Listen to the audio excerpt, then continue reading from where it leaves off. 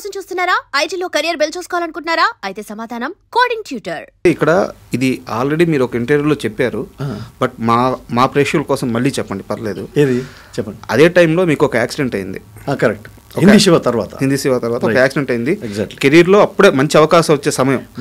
మీరు ఎక్కడి నుంచి ఇన్ఫర్మేషన్ లాగారు నాకు తెలియట్లేదు. కరెక్టే. ఆ యాక్సిడెంట్ అయిన సమయంలో అప్పటిదాకా మీకు పరిచయం లేని ఒక వ్యక్తి మిమ్మల్ని ఎత్తుక్కుంటూ వచ్చి మీరు హాస్పిటల్లో ఉన్నారని చెప్పి మీకు పండ్లు తీసుకొచ్చి పలకరించి మీకు ధైర్యం చెప్పి వెళ్ళారు. పరిచయం లేని వ్యక్తి కాదు, పరిచయం ఉన్న వ్యక్తే. ఆలీ హాస్పిటల్లో కదండి, ఫ్లాట్లోనే. హాస్పిటల్ నుంచి బ్యాండేజ్ వేసుకుని ఫ్లాట్లో ఉన్నా అని అక్కడ మాంబళం లలిత అపార్ట్మెంట్స్ అని అపార్ట్మెంట్ ఉంది. లలిత అపార్ట్మెంట్స్ ఇంకోటి ఏదో. నేను వెంకట అట్లూరు వెంకట అని నా క్లాస్మేట్ వాడు ఇన్స్టిట్యూట్లో. సరే అంటే వెంకట్ని అడిగినట్టున్నాడు. వెంకట్ని అడిగితే అప్పుడు అది మీరు చెప్పిందే, వచ్చి ఫ్లాట్కి వచ్చి బిస్కెట్స్ అండ్ యాపిల్స్ ఇంకా అయ్యో గ్రేప్స్ అయ్యి ఉన్నట్టున్నాయి అన్నీ తీసుకొచ్చి ఏంటి ఎలా జరిగింది ఇది అన్నాడు. సరే చెప్పాను. చెప్పిన తర్వాత నేను ఊటీ షూటింగ్ వెళ్తున్నా, వచ్చిన తర్వాత మళ్ళీ వస్తాం మళ్ళీ అన్నాడు. ఫోన్స్ లేవు కదండి. అంతే కదా సార్. మళ్ళీ వచ్చి కలుస్తాను ఇది అన్నాడు. అది ఎప్పటికీ నేను మర్చిపోనండి ఇలాంటివి. అంటే ఈ క్వశ్చన్ ఎందుకు అడిగానంటే సార్, అలీ గారంట ఇండస్ట్రీలో ఎవరైతే ఇబ్బందుల్లో ఉంటారో, ఎవరైతే పడిపోతారో ముందు వాళ్ళ దగ్గరికి వెళ్తారంట. ఓకే. అంటే మీరు ఆ ఇంటర్వ్యూలో చాలా ఎమోషనల్గా చెప్పారు, అలీ గారు ముందే చెప్పారు. ఓకే. బట్ పూరి జగన్నాథ్ గారు ఆలీతో సరదాగా దాంట్లో చెప్పారు, మీరు చెప్పారు. నేను అక్కడ వినే ఈ క్వశ్చన్ అడుగుతాను. నేను మీకు ఎట్లా సపరేట్గా తెలిసిందా? లేదు, అదే ఒక ఇంటర్వ్యూలో అని చెప్పి ముందే చెప్పాను. నిజం. పూరి జగన్నాథ్ గారు ఆస్తంతా పోగొట్టుకున్న తర్వాత ఇండస్ట్రీలో ఆయన దగ్గరికి వెళ్ళడానికి కూడా చాలా మంది భయపడుతున్న సమయం, ఈయన ఒక చిన్న లాకెట్ తీసుకెళ్ళి గోల్డే ఇది వేసుకో, నీ ఆస్తి మొత్తం మళ్ళీ వెనక్కి సంపాదిస్తావు నువ్వు అని చెప్పి ధైర్యం చెప్పారంట. దానివల్ల సంపాదించి ఉండకపోవచ్చు, బట్ ఒక మానసిక ధైర్యం డెఫినెట్గానండి. ఎంత బూస్టప్ ఉంటుంది. ఇలాగా ఆ రోజు మీ దగ్గరికి వచ్చినట్టే ఇండస్ట్రీలో చాలా మంది దగ్గరికి ఆయన వెళ్ళారు. సో అది మీకు తెలియాలని చెప్పి నేను ఈ క్వశ్చన్ అడిగాను. లేదు, మంచి పాయింట్ అడిగారు, చెప్పారు కూడా. నేను ఆలీని చాలా దగ్గర నుంచి చాలా సంవత్సరాల నుంచి చూస్తున్నాను. అప్పుడు నా దగ్గరికి వచ్చినప్పుడు సైకిల్ ఉంది, తను సైకిల్ మీద వచ్చేటాను. ఓకే. సైకిల్ మీద తిరిగేవాడు. బట్ అప్పుడు ఎలా ఉన్నాడో ఎప్పటికీ ఇంపోర్టెడ్ కార్లో 1-2 కార్లో, 2-3 కార్లో తిరుగుతున్నా కూడా అలాగే ఉన్నాడు. That is most important for human being. అంతే కదా. సినిమా ఆర్టిస్ట్ అంటలేదు నేను, హ్యూమన్ బీయింగ్, మనిషికి అవసరం. ఒక మాట సార్, కానీ ఉండనివ్వదు. డబ్బు ఉంది చూసారా, ఉండనివ్వదు. అదొక మత్తు. సక్సెస్, డబ్బు వెరీ డేంజరస్. ఆలీ అయితే అలా మారలేదు, అలాగే ఉన్నాడు. ఈవెన్ సాయి కుమార్ కూడా. సాయి కుమార్ నాకు చెన్నై నుంచి నాకు వెరీ క్లోజ్ ఫ్రెండ్. నాకు is like my family member. నేను కూడా తనకి అంతే, ఓ బ్రదర్ లాగా.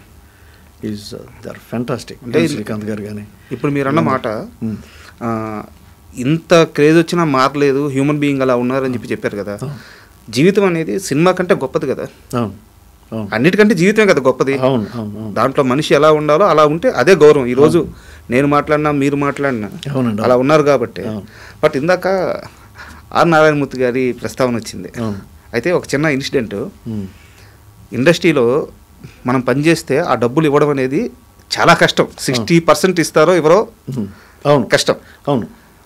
మీకు డబ్బులు ఇవ్వాల్సి ఉంటే చెన్నై నుంచి హైదరాబాద్కి ఎత్తుక్కుంటా వచ్చి మీరు ఎక్కడున్నారో తెలియకపోతే వేరే మనిషికి రామ్ జగన్కి నేను డబ్బులు ఇవ్వాలి ఇచ్చేయండి అని చెప్పి ఇచ్చి వెళ్ళిపోయారంట ఆయన. నిజం అది. ఏంది అసలు ఆ సీక్వెన్స్ అంతా ఒకసారి చెప్పండి. నేను అప్పటికే ఒక సినిమా చేసున్నానండి ఆయనతో. సినిమా చేస్తే అంటే అందరి సంగతి నాకు తెలియదు. నా జీవితంలో అత్యంత గొప్ప ప్రొడ్యూసర్ అంటే ఆర్ నారాయణమూర్తి గారు. ఓకే. ఎందుకంటున్నానంటే ఆయన చిన్న బడ్జెట్ సినిమాలు బయట కనపడతాను, లేకపోతే ఇప్పుడు ఆఫీస్కు ఫస్ట్ యాక్చువల్గా నన్ను ఆయన పిలిచి ఆఫీస్కి రమ్మని చెప్పారు. సాలిగ్రామంలో అక్కడ ఉండేది రావటం. ఇన్ని రోజులు ఉంటుందండి. అప్పుడు మనకి పండగ పెద్ద, ఇన్ని రోజుల వర్క్ సినిమాలో ఉందంటే మామూలు విషయం కాదు. ఎక్కువ రోజులు ఉంది అంటే మంచి క్యారెక్టర్ అనమాట, పెద్ద క్యారెక్టర్ అనమాట అనుకుంటాం కదండి. అవునవును. అట్లా ఎన్ని రోజులు షూటింగ్ వస్తుందో లేదో మనం వెళ్ళిన తర్వాత తెలుస్తుంది. పైగా ఆయన సినిమాలకు ఒకసారి వెళ్తే మళ్ళీ రావడానికి ఉండదుగా. అదే సరే అలాగే సార్ మీరు అక్కడ ఉండాలి, మరి మనం ఓకే సార్ డన్, మీకు ఇంత ఇస్తాను, అలాగే సార్ మీకు అడ్వాన్స్. అంత పర్ఫెక్ట్.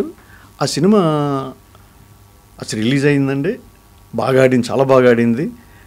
నేను సినిమా ఆడుతుంది అనుకుంటా ఆ టైంకి. ఆడుతుండే టైం నేను హైదరాబాద్ వచ్చి ఉన్నాను. ఓకే. ఈయన ఏం చేశారు, నాకు పర్సనల్ ఫోన్ ఉండేది కాదు, పీపీ ఫోన్ ఏదో ఉందా నేను ఉండే ఇంట్లో. వచ్చి అడిగితే వాళ్ళు నా ఇంటి ఓనర్స్ చెప్పారంటే ఆయన షూటింగ్ వెళ్ళాడు, ఎప్పుడు వస్తారో తెలియదు. సరే ఈయనేంటి రెగ్యులర్గా హైదరాబాద్ వచ్చేవారు. ఎందుకు, ప్రసాద్ ల్యాబ్ ఉంది కదండి. ప్రసాద్ ల్యాబ్లో ఆయన సినిమాలు ప్రతిదీ పోస్ట్ ప్రొడక్షన్ అంతా ప్రసాద్ ల్యాబ్లోనే జరుగుతుంది. సరే ఆయనకి చాలా క్రెడిబిలిటీ ఉంది అక్కడ, చాలా మంచి పేరు నారాయణమూర్తి గారికి అక్కడ. సరే ఆయనకు వస్తూ ఉండేవారంట. అవి వచ్చినప్పుడు నేను దేవదాస్ కనకాల గారి దగ్గర చదివానని తెలిసి ఆయన ఇన్స్టిట్యూట్కి వచ్చారు. ఓకే. అప్పుడు సాగర్ సొసైటీలో ఉండేది దేవదాస్ కనకాల గారి ఇన్స్టిట్యూట్. ఓకే. ఆయన దగ్గరకు వచ్చి, గురుగారు మీ శిష్యుడు జగను ఇలాగ మన సినిమాలో చేశాడు కదా, దేవదాస్ గారు కూడా చేసినట్టున్నారండి ఆ సినిమాలో. Movie name sir? అది అడవి దివిటీలో సంథింగ్ ఏదో ఉంది సినిమా. ఓకే. అది ఆయన మాస్టర్ కూడా చేసినట్టున్నారు, దేవదాస్ గారు కనకాల కూడా చేసినట్టున్నారు. సరే అది తెలియదు, నాకు గుర్తులేదు. కానీ వచ్చి ఇదిగో మీ ఓడికి, అదే మీ శిష్యుడికి నేను డబ్బులు ఇవ్వాలి, నేను వెళ్ళి ఇంటి ఓనర్ని వెళ్ళి అడిగితే, అదే ఆయన ఉండే ఇంటి వాళ్ళు అడిగితే ఇలాగ షూటింగ్ వచ్చారని చెప్పారు. అంటే అవునండి నిన్న వచ్చాడు, మళ్ళీ షూటింగ్ కంప్లీట్ అయిన తర్వాత వెళ్ళే ముందు వస్తానని చెప్పాడు నాతో, నా దగ్గరికి వస్తాడు కంపల్సరీ జగన్, ఏదో హోటల్ పేరు ఏదో చెప్పాడు నాకు. అదంటే సరే గురుగారు ఇగో ఈ డబ్బు ఆయనకి ఇవ్వాలి, ఇచ్చేసేయండి అని చెప్పి వెళ్ళాడు ఆయన. ఒక ప్రొడ్యూసర్ ఎత్తుక్కుంటా వచ్చి డబ్బులు ఇచ్చాడా? జరుగుద్దండి ఇది, నాకు తెలిసి ఎక్కడ జరగదు. నేను టీవీ ఇండస్ట్రీకి వచ్చిన తర్వాత ఈటీవీలో జరిగిన అలాంటి ఇన్సిడెంట్ రావటం కాదు, ఫోన్ చేసేవారు. జగన్ గారు మీ చెక్ ఉందండి ఆఫీసులో, మీ చెక్ ఉంది. మనకేంటి అక్కడ మనం ఒకసారి వన్స్ అక్కడ చేసామనుకోండి, ఈటీవీలో చేసామనుకోండి, మనం బ్యాంకులో అకౌంట్ ఓపెన్ చేసి మనం ఏదో డబ్బు అది ఆటోమేటిక్గా వెళ్ళిపోతుంది. చెక్ గవర్నమెంట్ జాబ్ లాగా మీకు 2 ఏళ్ళైనా 3 ఏళ్ళైనా చెక్ అలాగే ఉంటుంది. అది ఎక్స్పైర్ అయిపోతే నేను చెప్పలేను, కానీ మేనేజర్ అలా ఫోన్ చేసేవాళ్ళండి, అంత credibility. So as it is ఈయన వచ్చి రావటం, నా జీవితంలో మళ్ళీ ఎప్పుడు అలాంటి ఇన్సిడెంట్ జరగలే. ఆర్ నారాయణమూర్తి గారు అందుకన్నాను అంత గొప్ప ప్రొడ్యూసర్. సార్ మీ జీవితంలో కాదు, ఇండస్ట్రీలోనే జరిగి ఉండదు. తర్వాత కూడా నేను 2 సినిమాలు చేసిన తర్వాత సేమ్ వచ్చి ఇవ్వటం కాదు, ఇచ్చేసేవారు, ముందు ఇచ్చేవారు. మీ నంబర్ ఒక సినిమాకి అయితే నేను మన సాయి తమ్ముడు రవిశంకర్ ఉన్నాడు, మమ్మాలి రవిశంకర్, తను విలను, నేనేదో హీరో ఫ్రెండ్, దాంట్లో ఏదో హీరో ఫ్రెండా విలన్ ఫ్రెండ్ గుర్తు రావట్లేదు. మేమిద్దరం ఒక రూమ్ అనమాట, చాలా దాదాపు 1 month అలా 2 సినిమాలకి అలాగే జరిగింది. ఆయన మధ్యలో వచ్చి ఖర్చులకి ఏమైనా కావాలని మళ్ళీ డబ్బులు ఇచ్చేవారు ఆయన, నారాయణమూర్తి గారు. మన సేమ్ హోటల్ ఉండేవారు ఆయన, పక్క రూములు. మధ్యలో వచ్చి మేము బాసు మీరు సినిమాలకి షికార్లకి వెళ్తూ ఉంటారు కదా అని చెప్పి మళ్ళీ ఆయన డబ్బులు ఇచ్చి వెళ్ళేవారు ఆయన. అందుకన్నా ఆయన చాలా గొప్ప, వెరీ మచ్ ప్రిన్సిపల్డ్ అండి. అంత గొప్ప మనిషి సార్, చాలా చాలా చాలా.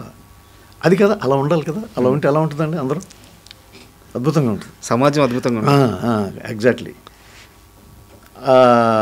నేను ఎందుకు గొప్పవాడు అంటున్నా అంటే అండి, ఆయన చేసి చిన్న బడ్జెట్ సినిమాలండి. ఆయన ఫ్రెండ్స్ ఉంటారు 2-3. ఈయన డబ్బులతో పాటు, ఈయన పెట్టే డబ్బులతో పాటు ఇంకోళ్ళు 2-3 ఆయన వెల్వేష్. అందుకే స్నేహ చిత్ర అనే బ్యానర్ ఆయన చెప్తారు క్లియర్గా, నా ఫ్రెండ్స్ ఉన్నారు సో బాసు, మన ఫ్రెండ్స్ ఉన్నారు, మనం అంటే ఇష్టం, మనం అడుక్కునే డబ్బులు ఇస్తారు అని చెప్పేవారు ఆయన. అంత గొప్ప మనిషి, గొప్ప ప్రొడ్యూసర్ కూడా. Subscribe iDream Media. Please do subscribe to iDream. Please subscribe to iDream Media. For best entertainment and information, please subscribe